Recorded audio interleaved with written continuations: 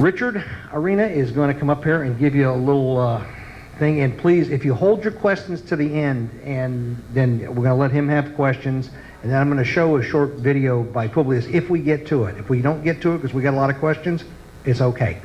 But I want you to see who she is and so she's going to be here. So, Richard. See if that works for everybody. Thank you, Jack, and thank you one and all. It is an honor for me to present this group because you all are well-informed people, and to some degree what I have to say tonight will be basic to you. This is a presentation that's made for an audience that maybe is not as quite as well-informed as you, so I don't mean to be not at your level. The topic tonight is changing the Constitution really the answer to federal abuse? It's an important question, and it is, of course, a timely question, as Debbie's pointing out. We've passed this Senate Bill 371 in the last legislature, so Georgia has applied to Congress for an Article 5 convention.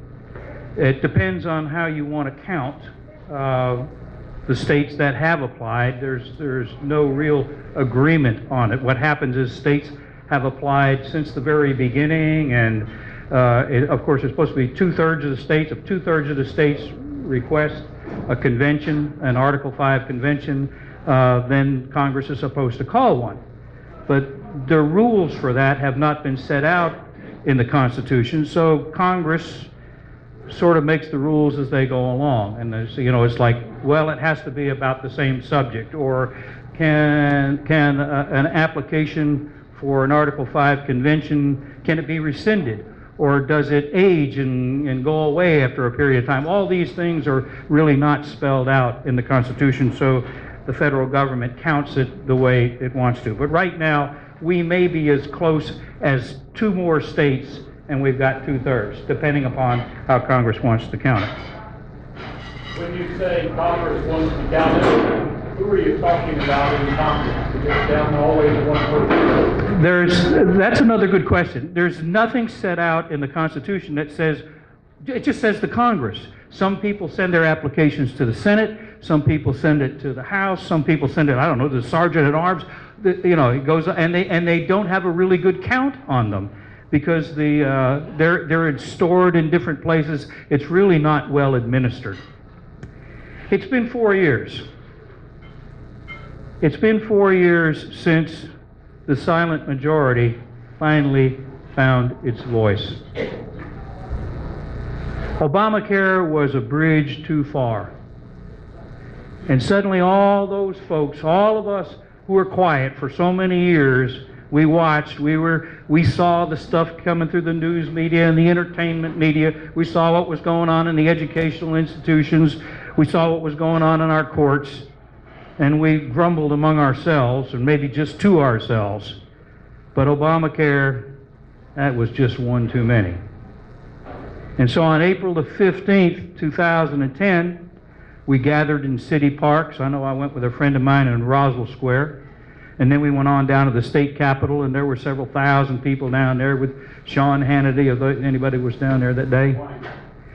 I'm sorry? 20,000 people. And all across the country, people were doing the same thing on April the 15th. And we marched on Washington, and we got in the face of our elected representatives, and we told them what? Government's too big. It's too expensive. It's too intrusive. Too self-serving. That was our message. That was the message, I believe, Tuesday. That's the 3rd time we, the people, have given our elected, what was the term Jack used, our elected employees, we've given them our message, okay? But what have we heard? We heard Mitch McConnell say, I want to say I got a little note here. McConnell says, oh, what that was about, people want to see government function. We need to pass laws. We're going to pass them on to the president, and he can veto them, or he can do whatever he wants to, but we're going to be functional. It's all about the process, okay? They think the message was the process. Jerry Moran, who is the Republican Senate Committee Chair, he said much the same thing, that it's all the process, it's all function. They misinterpret, in my opinion, they intentionally misinterpret the message that we've given them. So we gave it to them in 2010 when we marched on Washington. We gave it to them again in the midterm, and we gave it to them again Tuesday. And already the spinmeisters are turning it and saying, oh, no. Obama's saying, well, we need to work together as long as we're going to work on this and this, right? And McConnell's saying, oh, we're going to pass bills. We're going to open up the amendment process in the Senate again. What about the things that we really are saying? No, we're going to ignore those. There are powerful people on both the left and on the right that want to see amendments made to the Constitution. They're pushing hard for it. There's big money behind it.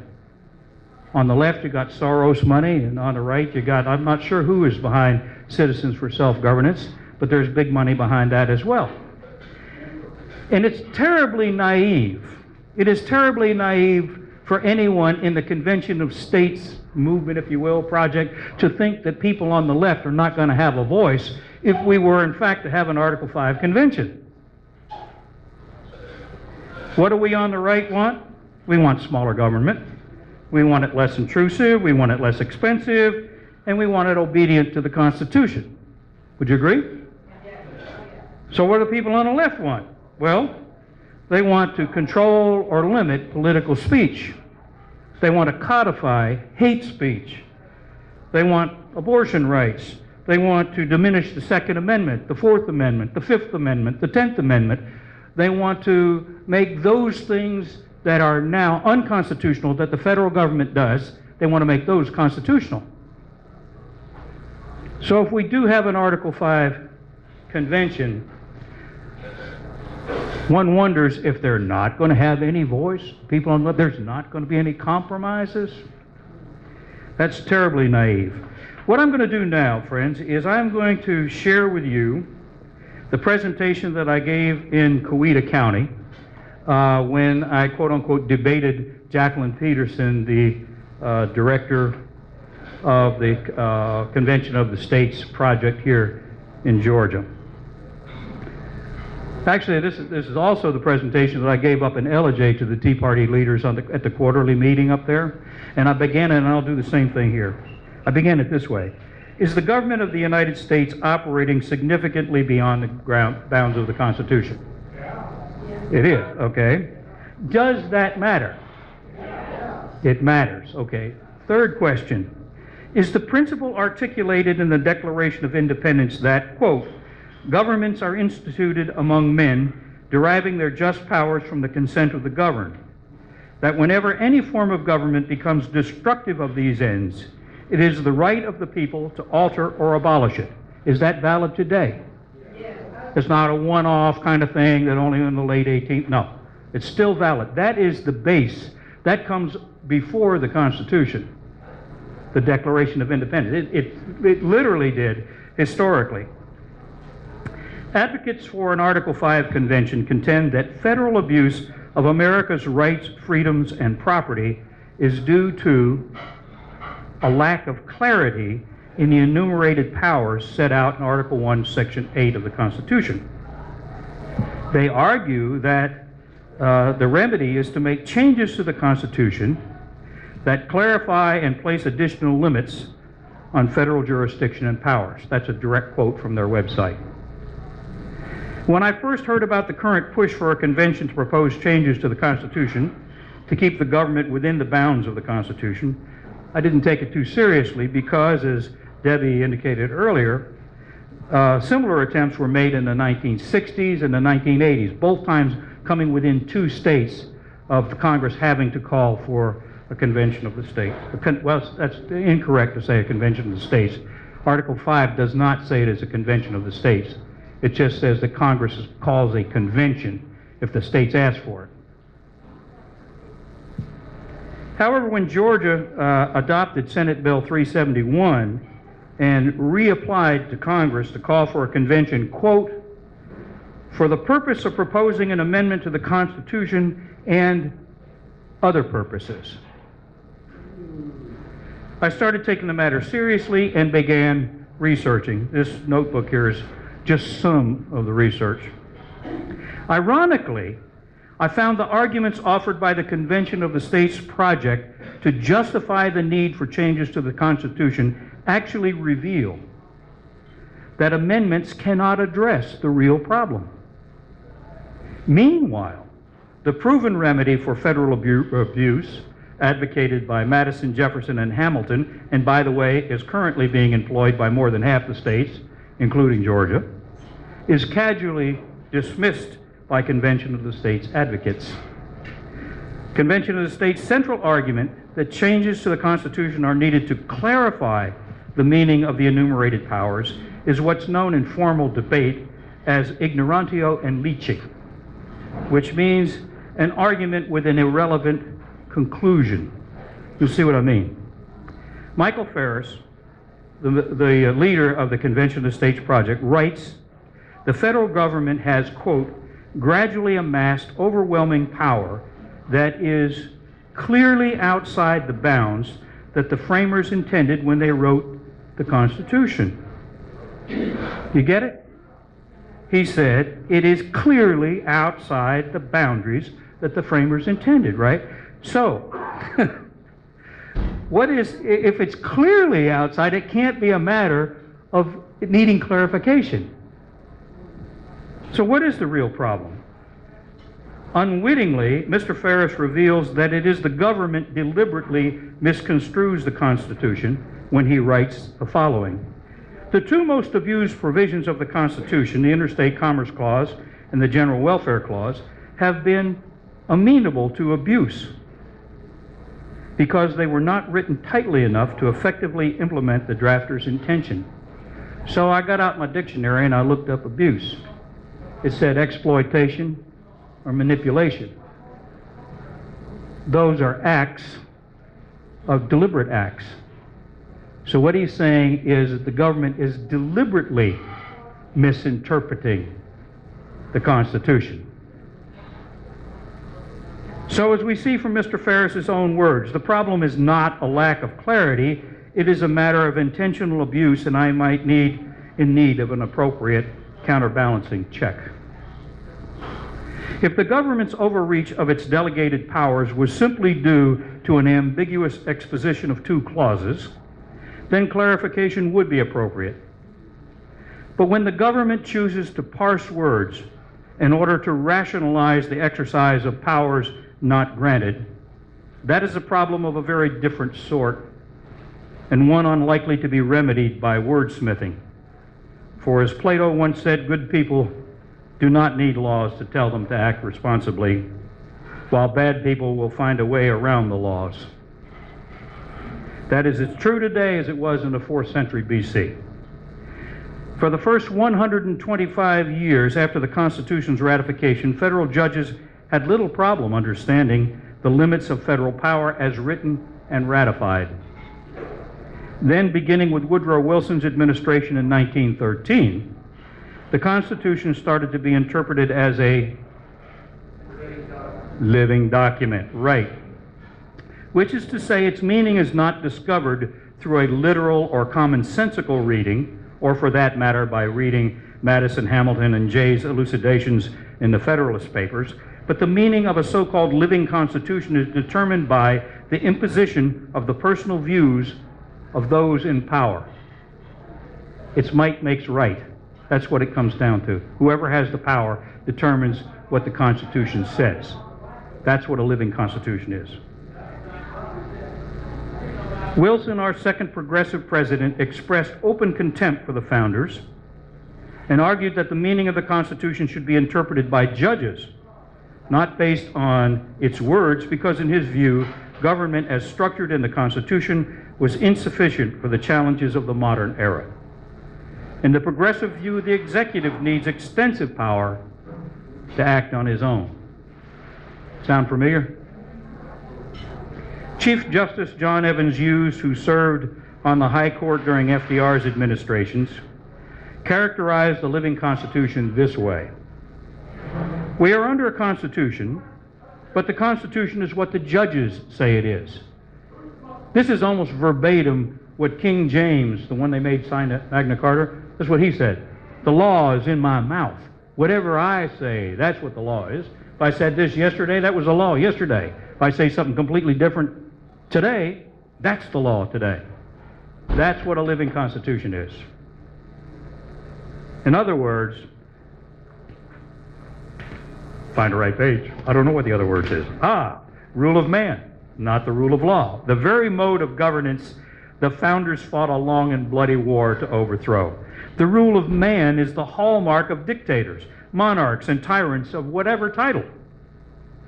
It is the elites imposing their own personal views on the rest of us. It is no surprise, then, that since the Supreme Court and other branches of the government began operating under the premise that the Constitution is a living document, that the Bill of Rights has been turned upside down. In the progressive construction of the American government, the people are not sovereign, and the states have no right to check federal abuses, and only the federal government can define the limits of the powers we delegate to it. So that which the people created to be their agent and servant has been turned into a master. A master, I lost my place, sorry. A master that dictates everything from what kind of light bulbs and toilet flushes we can use, and even what we can say without penalty in our houses of worship. Intentional disregard of the Constitution is why there is no sphere of private life left untouched by government meddling today. Period. Does anyone believe that Chief Justice John Roberts really thinks the Affordable Health Care Act is constitutional? Do you think the government doesn't understand that it is trampling our Fourth Amendment right to be secure in our persons, houses, papers, and effects when it indiscriminately monitors our emails, phone calls, financial records, health and school records? You think they don't know?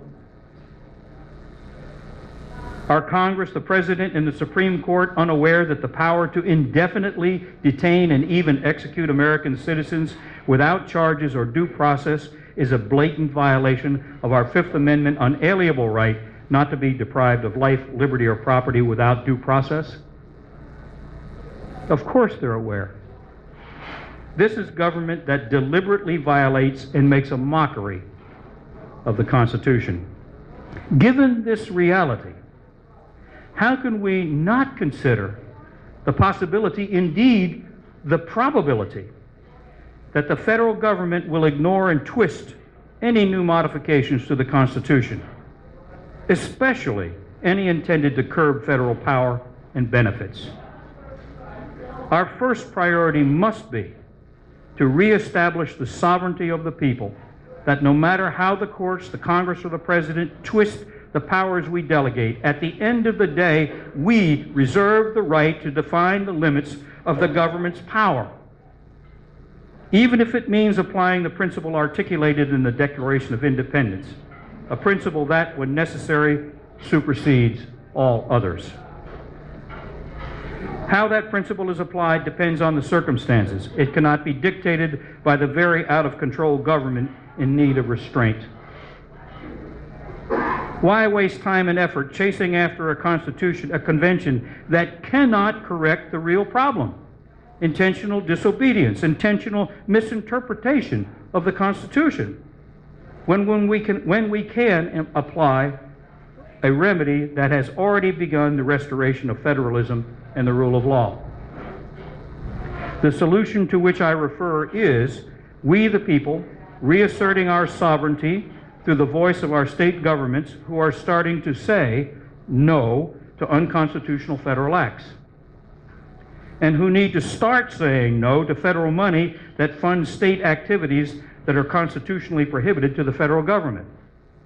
Let me just stop there for a moment from the written text and make this observation.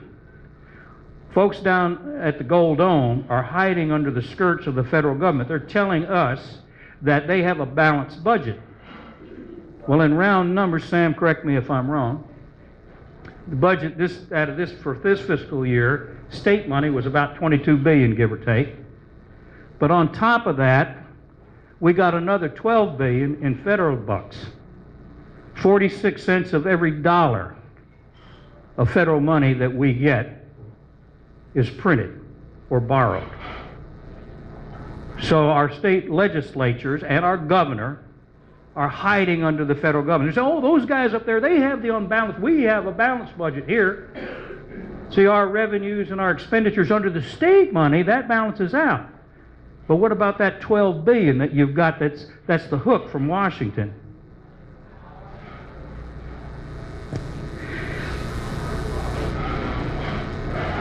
The process is enhanced when we demand of our local and state elected officials to honor their oath to protect, preserve, and defend the Constitution.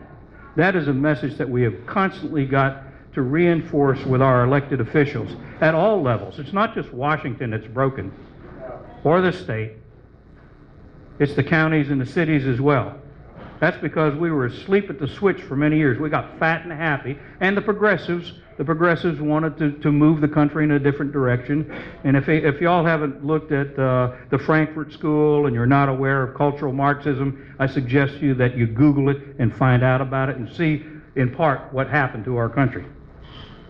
Here's what our founders had to say about this, what Jefferson called the rightful remedy.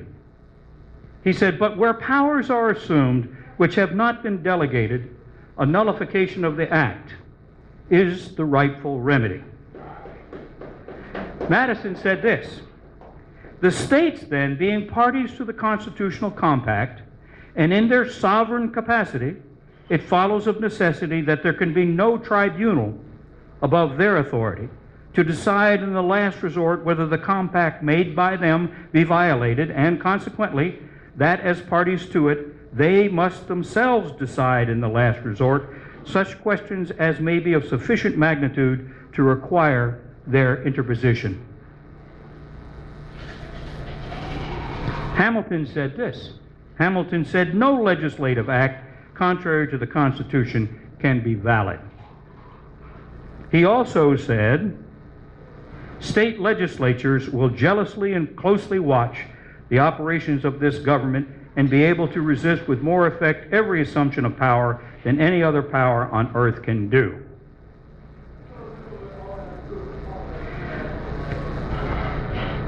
Convention of the States advocates dismissed the idea of state resistance to unconstitutional federal acts as being, quote, not grounded in the text of the Constitution and having no realistic chance of success. Let's examine both assertions. The right to resist federal government abuses of the Constitution is found in the 9th and 10th Amendments, provided, as Alexander Hamilton, easy for you to say, said, the citizens understand their rights and are disposed to defend them. So let's look at the 10th Amendment. I'm sure we're all familiar with it here. The powers not delegated to the United States by the Constitution, nor prohibited by it to the states, are reserved to the states respectively or to the people. The 9th Amendment says, and Madison put this one in right at the very end, the enumeration in the Constitution of certain rights shall not be construed to deny or disparage others retained by the people. So just because it doesn't say you have that right in the Constitution, you don't have to look, we don't have to look to the Constitution for our rights. The Constitution spells out what our government can and can't do. And then James Madison said this in Federalist Paper number 45. The powers delegated by the proposed Constitution to the federal government are few and defined. Those which are to remain in the state governments are numerous and indefinite. So there's your constitutional authority. The right to say no to unconstitutional federal acts is not prohibited to the states or to the people. We know Madison, the father of the Constitution and the author of the Bill of Rights, endorsed the idea. Obviously, the states retain the right to resist federal assumptions of power. So contrary to the federal government's claim and the Convention of the States Advocates' assertion, the states and the people do have a right to judge the constitutionality of federal acts and to resist acts they find to be, in Madison's words, deliberately, palpably, and dangerously unconstitutional. Jefferson put it this way: the government created by this compact was not made the exclusive or final judge of the extent of the powers delegated to itself, since that would have made its discretion and not the Constitution the measure of its powers. Likewise, Convention of the States might try to tell that to the people of Missouri. Oh, I'm sorry, I skipped ahead. Now let's look at the second part of the Convention of the States' dismissal of your right to resist unconstitutional acts of government, that they have no realistic chance of success. Well, tell that to the Georgia legislature and Governor Deal and the other 25 states that have declined to set up ACA insurance exchanges. In the last session of the General Assembly, the Georgia Healthcare Freedom and ACA Noncompliance Act passed and was signed into law. HB 707 prohibits state agencies and officials from assisting in the implementation of Obamacare. Likewise, the Convention of the States might try to tell that to the people of Missouri, who by a large majority just approved in August a state constitutional amendment that nullifies federal gun control enforcement in the Show Me state. Missouri joins 381 sheriffs, 15 state sheriffs associations, and the National Sheriff's Association in their defiance of unconstitutional federal gun control acts. And I might add, just this week in this election, the state of Arizona passed Proposition 122, which is a constitutional amendment, saying that the state of Arizona, that the people of Arizona can resist any unconstitutional federal acts that they find by non-participation. Okay? Convention of the States advocates might also try to tell that to the 26 states that have decriminalized cannabis, or the 24 that are refusing to abide by the Real ID Act. Saying no to unconstitutional federal acts is not unrealistic. It's happening. And just saying no is spreading. More and more states, blue and purple as well as red, are stepping up, and with each step, federalism and the rule of law are being restored. So let's summarize. An Article 5 convention is untried, never been done before. So we don't really know what's happened. I encourage you, if you'd like, to go online, or you can email me if you'd like, I've got cards here, and take a look at what the Congressional Research Service says the role of Congress is in an Article 5 convention. The reason in the 60s and the 80s the states began backing away from their applications for an Article 5 convention was Congress started passing laws saying, this is how we're going to control, this is who the delegates are going to be, this is what the rules are going to be. Congress is going to control the whole thing. All this stuff about, oh, well, we're going to go up there and it's only going to be balanced budget, nonsense. Nonsense, total nonsense. So it's untried. It was strongly discouraged by Madison and other framers. Madison said this: having witnessed the difficulties and dangers experienced by the first convention, which assembled under very propitious circumstance, I should tremble for the result of a second. There are too many what-ifs. Those of you who heard David Goldshaw, the convention, how many people here have heard David or, okay. Part of their presentation, part of the argument that the Convention of States people make is that, oh, well, nothing can go wrong. Because look, you know, you need only the balanced budget, or only the ones that we apply for can be discussed. Nothing else can be done. But if that were to go wrong, we can do this, and if that were to go wrong, we can do that, and this and that and this and that. It reminded me of a story that I heard when I was in the service. Anybody here a former paratrooper by any chance? No? There's this paratrooper trainee, and he's ready for his first jump. And of course he's nervous, you know. And the instructor, recognizing that his trainees are nervous about their first jump, says, boys, don't worry about it. When you get up there in the air, all you got to do is hook up your tack line, you know, and you get in the door. When the green light goes, you jump, and that tack line, it'll pull your main chute out. And if by any chance that main chute were to malfunction, okay, you packed it, shouldn't malfunction, but if it were, you have a safety chute on the front, emergency chute, and you got a little D-ring right here, and all you got to do is pull that, and that'll take you to the ground. And should you twist an ankle or anything when you get down, you know, we got a medic down there, so don't worry about anything. So this young man, he was thinking, okay, well, it's probably not so bad. And he hooks up, he gets in the door, the light goes green, and he jumps out. A few seconds later, out comes the main chute, but it doesn't open up. It's what they call a streamer. He's going down, so, no problem, I got an emergency suit. So he pulls that, and it starts up, but it gets tangled up in the main chute. And there he is screaming toward Earth at 200 miles an hour. And he says to himself, I bet there's no medic down there either. So that's what I think when I heard those Convention of the States things. Oh, this couldn't go, oh, this couldn't. We don't know. It takes too long. Bill, that's the point that you made in Coweta County. It takes too long. We're on a crash course here. Obama has just about done the fundamental transformation that he talked about. There's a recent study that was done by a professor from Northwestern and another from Princeton who had concluded through their research that we are no longer a constitutional republic. We are now officially an oligarchy, if you go by the definitions, okay? So we don't have time for a convention of the states. And the outcome is too uncertain. It's irrelevant in that it does not address the fundamental problems. One, the federal government deliberately ignores and twists the Constitution as it pleases. And secondly, it assumes it has the sole and final authority to determine the limits of its own powers, not us. So let's take a look at just saying no to unconstitutional federal acts. It's happening. It addresses the central problems. It's proven effective. It reestablishes the balance in state and federal relationship. It provides a civil check on federal abuses that is employed without the complex, lengthy, and risky Article 5 process. As citizens across the nation keep the pressure on their governors and legislators not to participate in and even bar unconstitutional federal activities, the federal government has less and less choice but to limit its activities to the powers delegated. So let's don't waste precious time and expose the nation to the risks involved in a constitutional convention when we can and are resisting unconstitutional federal acts by just saying no. That's it. So let's listen to Publius.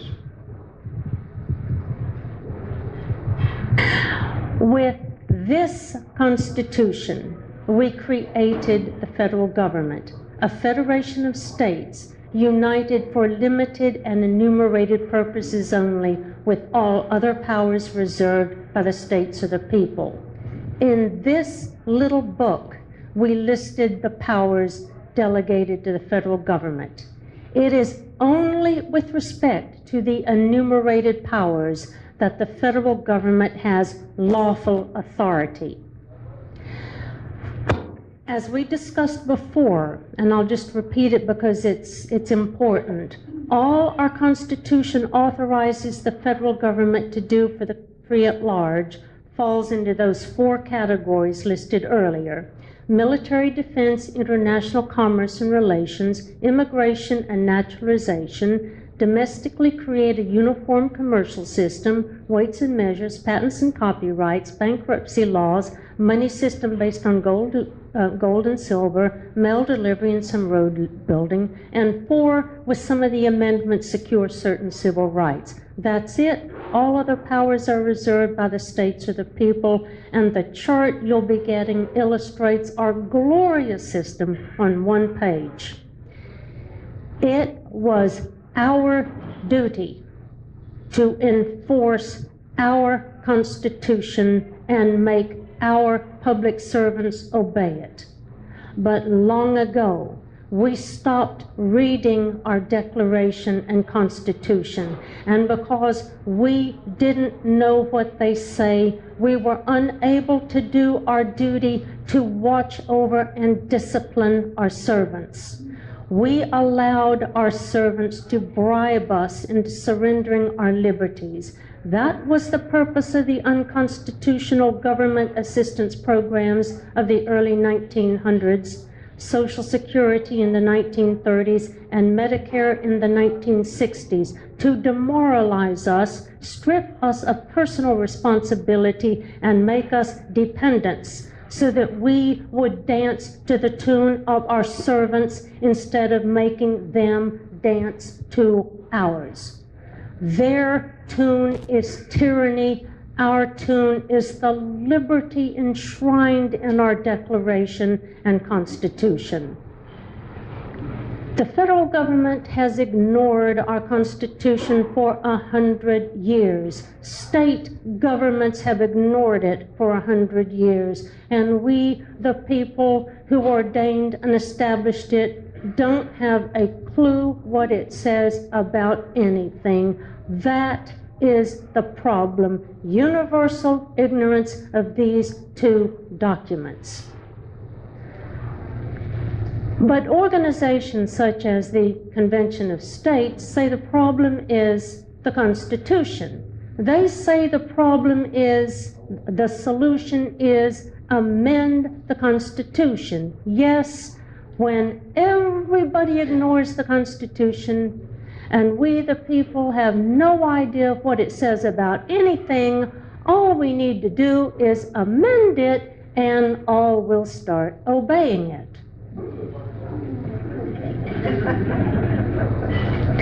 They say they want an Article 5 convention, and it's just to propose amendments. They say states will appoint the delegates, control the delegates, each state will get one vote at the convention, and Congress has no power over the convention. The states run the whole show.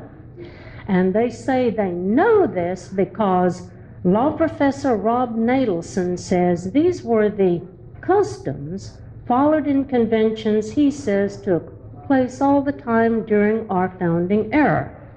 And they say Congress will follow these same customs when Congress calls a convention under Article 5. But folks, we have never had a convention under Article 5. So there is no precedent. Natelson's customs are irrelevant. Article 5 provides two methods of amending the Constitution. Congress proposes amendments or calls a convention to propose amendments if 34 states apply for it. The first method was used for our existing 27 amendments. Congress proposed them all. Under the second method, Congress calls the convention. A call is the official summons for a convention to take place. It states the date and location, how delegates will be appointed, etc. We all know what it means to call a meeting. If you call a meeting, you decide who, where, and when. Furthermore, Article 1, Section 8, last clause, the necessary and proper clause, delegates to Congress the power to make the laws to carry out the call. Now, Congress gets its legal research from the Congressional Research Service, the CRS. CRS just released a report to instruct Congress on the issues under an Article 5 convention. Here is a portion of the CRS report issued March the 7th, 2014. See me after, and I've got the information so you can find it online. The Congressional Research Service confirms that Article 5 delegates to Congress exclusive authority over both methods of amendment. The CRS report shows that in Congress's preliminary preparations for Article 5 conventions in the past, Congress has provided that delegates to an Article 5 convention would receive immunity from arrest, and Congress has planned to apportion delegates the same as in the Electoral College. So California would get 55 delegates and Alaska would get 3. So if Congress permits the states to participate in the convention, Congress decides whether each state will get one vote or whether the state's electoral votes will determine how many votes they get. Congress may decide to appoint the delegates themselves. Nothing requires Congress to permit states to select delegates. Congress can appoint themselves as delegates. And Congress has the power to grant delegates immunity from prosecution. The Convention of States people insist they know exactly how a convention will operate, but page 25 of the Congressional Research Service report says, quote, "In the final analysis, the question, what sort of convention, is not likely to be resolved unless or until the 34-state threshold has been crossed and a convention assembles," end quote. The CRS says we'll have to get a convention before we know how it's going to operate. Yeah. Page 25. The Convention of States says we need a convention to propose amendments to limit the size and scope of the federal government. Rubbish. Our Constitution already limits the powers of the federal government to those few undefined powers listed in the Constitution and on the chart. They don't want to limit the size and scope of the federal government. We know this because the amendments they propose add new powers to the federal government or legalize powers the feds have already usurped. Let's look at 3 of their amendments. Michael Farris, the head of the Convention of States, is pushing a parental rights amendment, which he says would protect parental rights. But it does the opposite. It expressly delegates power over children to the federal government. Here is his amendment. See me after. Mark Levin's amendments also do the opposite of what he says. His amendment to limit the federal bureaucracy legalizes what are now unconstitutional federal agencies: education, energy, agriculture, DHS, HUD, HHS, EPA, etc., etc., etc. Our Constitution doesn't authorize these agencies, but Levin's amendment legalizes them. Article 1, Section 1 of our Constitution says only Congress may make laws.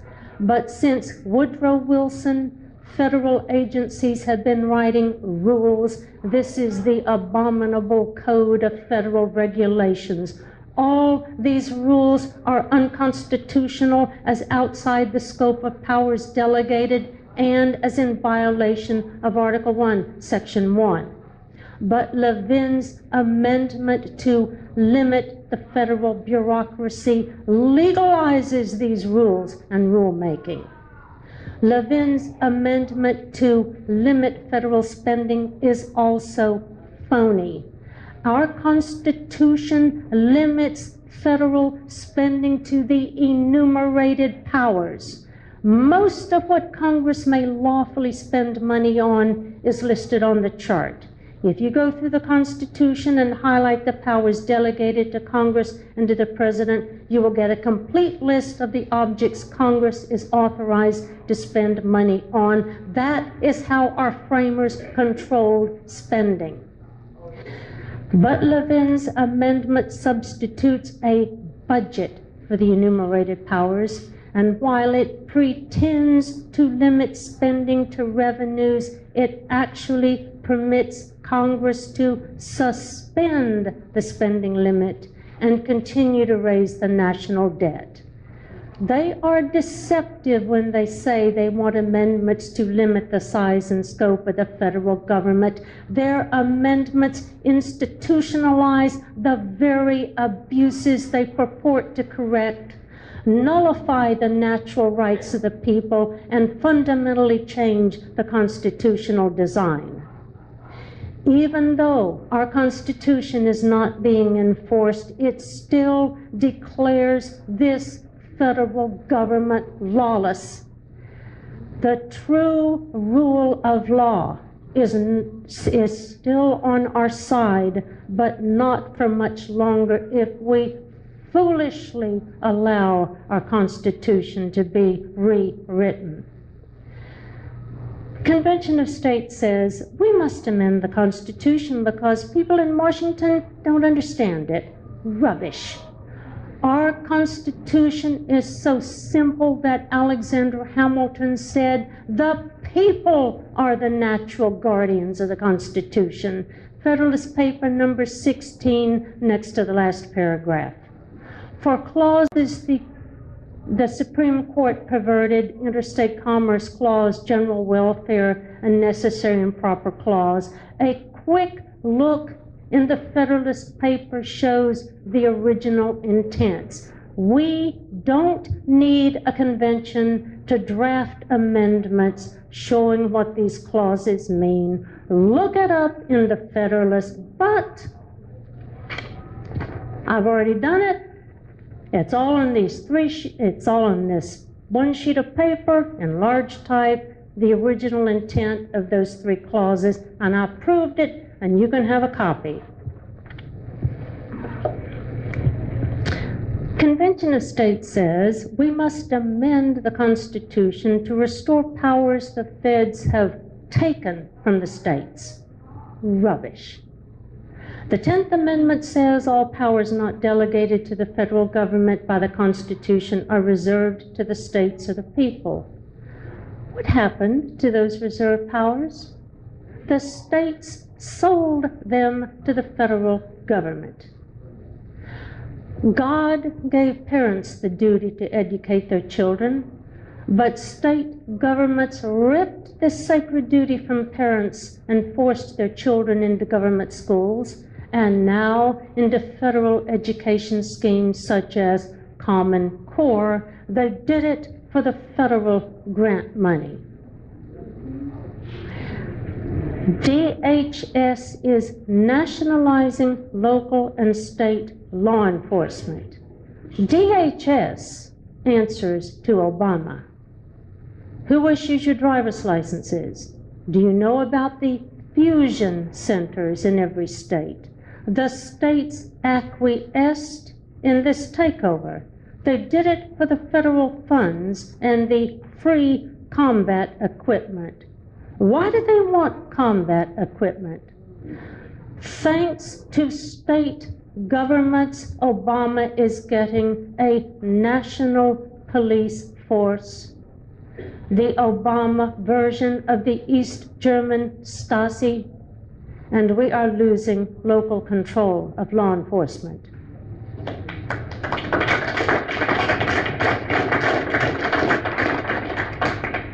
Federal funds make up over 1/3 of the state's annual budget. The states don't want to rein in the feds. They don't want to lose their federal funding. This session, State Senator May Beavers introduced an Obamacare nullification bill into the Tennessee legislature. But the fiscal note said that if her bill passed, Tennessee would lose $6 billion in federal funds. Well, we can't lose that. So Tennessee is not going to nullify Obamacare. State governments are not victims of federal tyranny. They are collaborators in federal tyranny.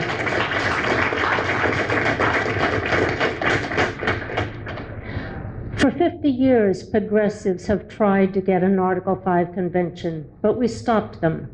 So, Convention of States repackaged the push for an Article 5 convention. They now frame it as an issue of states' rights versus the federal government. They falsely portray the states as victims of federal tyranny. And they fabricated the preposterous claim that our framers said the purpose of amendments is to rein in the federal government if it usurps powers. We must distinguish between defects in a constitution and the government's refusal to obey the Constitution to which it is subject. There were defects in our Constitution. Slavery. Amendments fix defects, but our problem is a disobedient federal and state governments. That calls for different remedies, and our framers spelled them out. Resistance, nullification. Our framers never said that the purpose of amendments is to rein in the feds if they usurp powers. One delegate at the Federal Convention of 1787, George Mason, said something along those lines, but he was in the minority, he didn't get his way, and he refused to sign the Constitution. Mason objected to Congress controlling the amendment process. On the last day of deliberations, the convention method of proposing amendments was added, but since Congress calls the convention, Congress still controls both methods, as the CRS report confirms. And Mason refused to sign the Constitution. What our framers, those who signed the Constitution, actually said is that amendments remedy defects in the Constitution, that amendment of errors and useful alterations would be suggested by experience, that the novelty and difficulty of what they were doing would require periodic revision, that useful amendments would address the organization of the government, not the mass of its powers. Now, think about the silliness of the claim that the purpose of amendments is to control the feds. Consider federal gun control laws, background checks, BATF rules, outlawing of shotguns shorter than 18 inches. Where does our Constitution delegate to the federal government power to restrict our arms? It doesn't. They do it anyway. So, if we get an amendment saying that the federal government can't infringe our right to keep and bear arms, will that rein in the feds? If we have a convention, our Constitution and Declaration will be put on the executioner's block. The Convention of States, people say a convention is safe because 3/4 of the states have to ratify whatever comes out. That is false. We must distinguish between ratification of amendments and ratification of a new constitution. It is easier to ratify a constitution than to ratify amendments. I'll show you. The Articles of Confederation required all 13 states to ratify amendments. But at the Federal Convention of 1787, where this Constitution was drafted, our framers saw that they were unlikely to get 13 states to ratify this Constitution. So they provided at Article 7 of this Constitution that it would only require 9 states for ratification, 13 states to ratify amendments to the Articles of Confederation, but only 9 states to ratify the new Constitution. Now listen, if another convention is called, the delegates are invested with the inherent sovereign right of a people to alter or abolish their form of government. Declaration of Independence, 2nd paragraph. Look at the Convention of 1787 where this was drafted. Pursuant to Article 13 of the Articles of Confederation, the Continental Congress resolved on February the 21st, 1787, to call a convention to be held at Philadelphia, quote, for the sole and express purpose of revising the Articles of Confederation, end quote, And here is the official call by the Continental Congress. Thank you all tonight. I really appreciate you coming, and we got a lot of things to look forward to me, to get some things done, because it's up to us.